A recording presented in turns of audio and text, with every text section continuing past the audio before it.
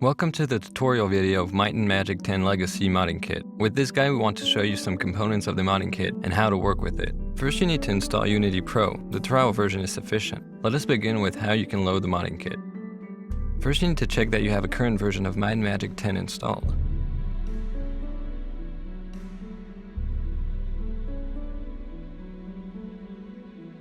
You also need the current version of the modding kit installed. We recommend to copy it directly in the installation folder of the game. You can now launch Unity. First, open the modding kit Unity project. To do so, just double-click on Open Other.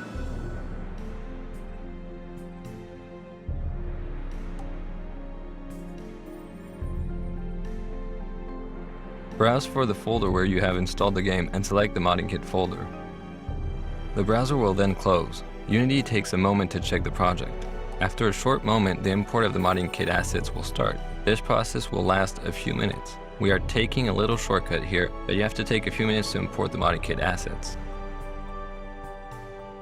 After the import, Unity Editor will show up. The startup screen provides you some general information about Unity, but let's skip that for the moment.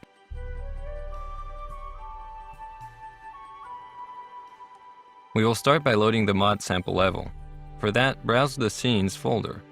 You'll find a dungeon folder with a modified version of the Spider Lair dungeon.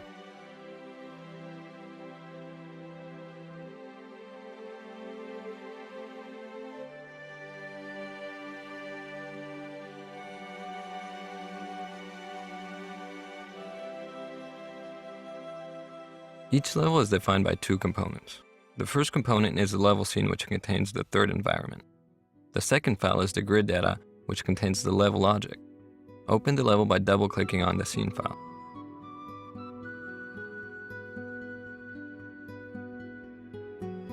Wait a few seconds for the screen to be loaded. This is a normal Unity scene, which you can manage with all the Unity editor tools as you like.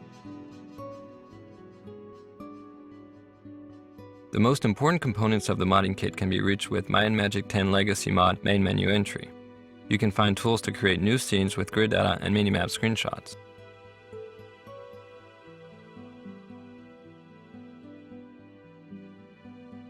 You can also reach the Level Editor tool tab. The last option is a checking tool for the current grid.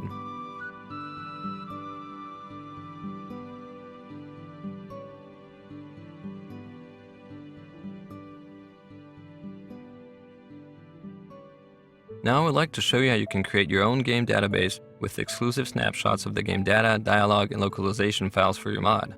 Under Create tab, you find the package database entry. In your inspector, you will see the controls to create your own database.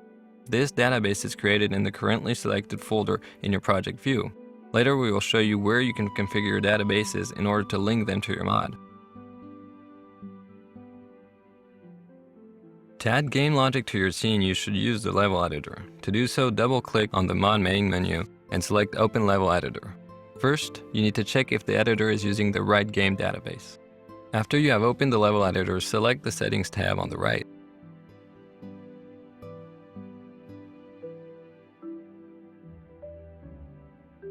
Click on Open to configure the path for the game data, then browse to your modding kit folder.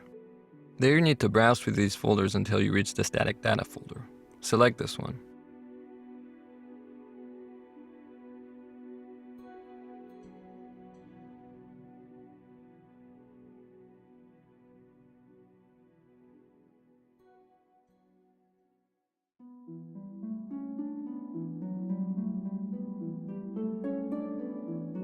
You can now start to explore the level editor and which elements are placed on the grid of the sample dungeon. For example, you can check which monsters are placed and modify them to your favorite creature.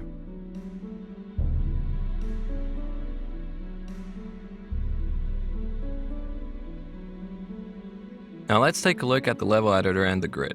The grid has different layers depending on their purposes. These layers can be reached thanks to the different tabs in the level editor. The first tab is the slot tab. Here you can place monsters and interactive objects on the grid. You can also add complex logic for riddles. We will come back to this tab later. The second tab will help you configure transitions between tiles. Here you can define for each tile in which direction players and monsters can move. Just click on the tile you want to modify and change the values in the level editor.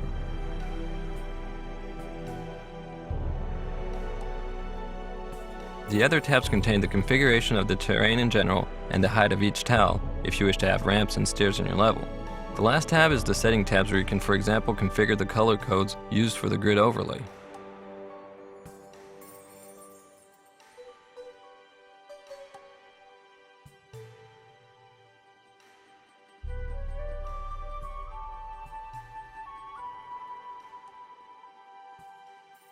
Let's take a closer look to the triggers and commands. Triggers are components which react to things that are happening on the grid and are mostly triggered by the player. Triggers can be used for doors, monsters, containers, levers, and NPCs. Commands fill triggers with logic. Here's a cheat, for example.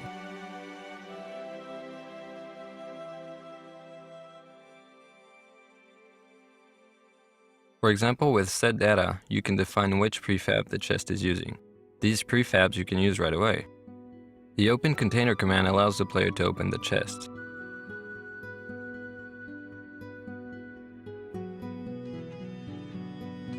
A command can have many different types.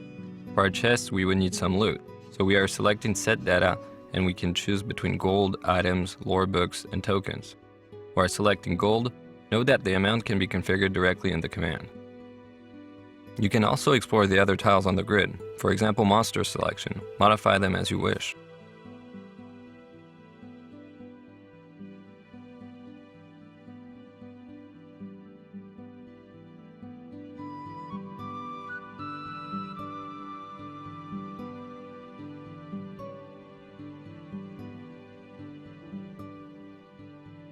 Now let's take a look at the mod info element. The modding kit contains the sample mod info. To open it, browse into the mod sample folder to find the file.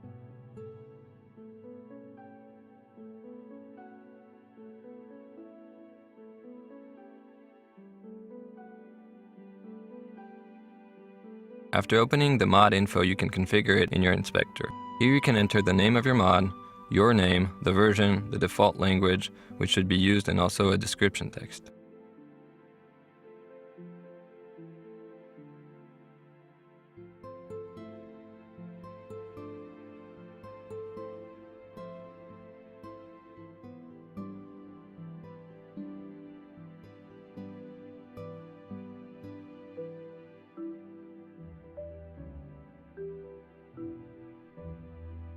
Here you can define which levels are part of your mod. Press Add and add as many level scene files as you want.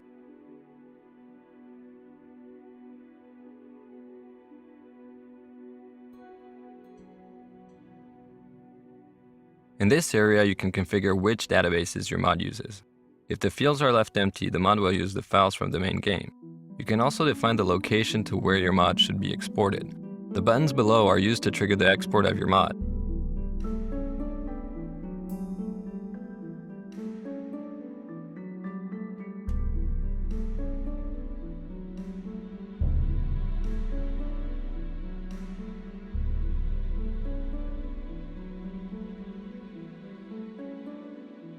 In the Mod Config tab, you can configure many game settings. For example, you can configure how much time is spent for each step in the game.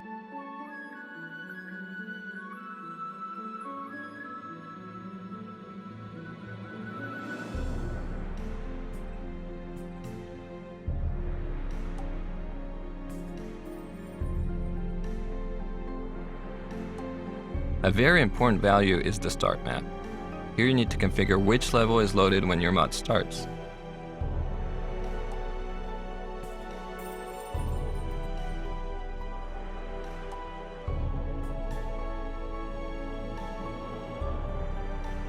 Once you are finished with your mod, or when you want to test it, simply export it. To do so, open the mod info and press export.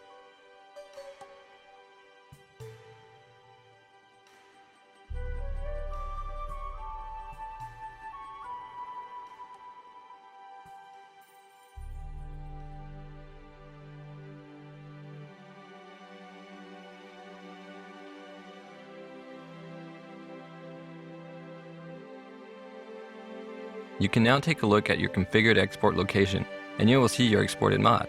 The game needs all the files in this exported folder.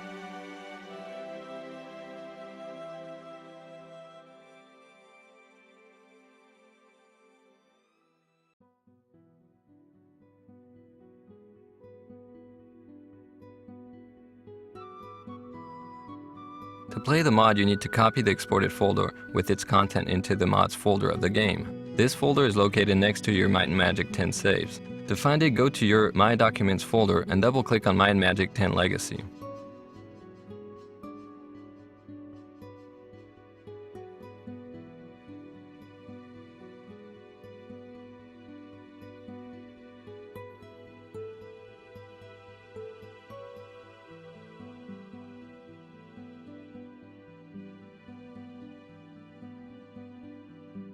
After the mod has been copied, you can start the game. Once you have launched the game, you'll reach the mod section by selecting Extras and then Mods.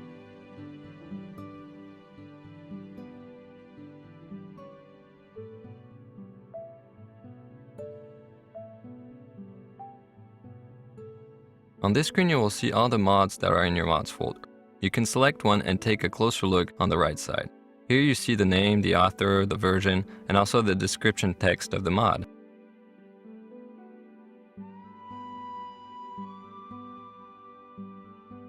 After you've pressed the load button, you will see a background image, if you have configured one, and a version number in the corner confirming that the mod is loaded. You can now go back to the main menu. Here you can start a new game with the mod or load a saved game which was created with the mod.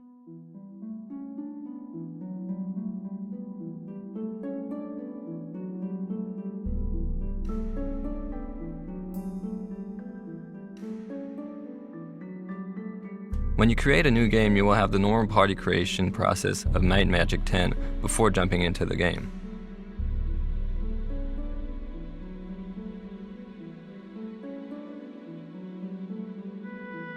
The mod follows the same rules than the main game, but with your created levels and databases.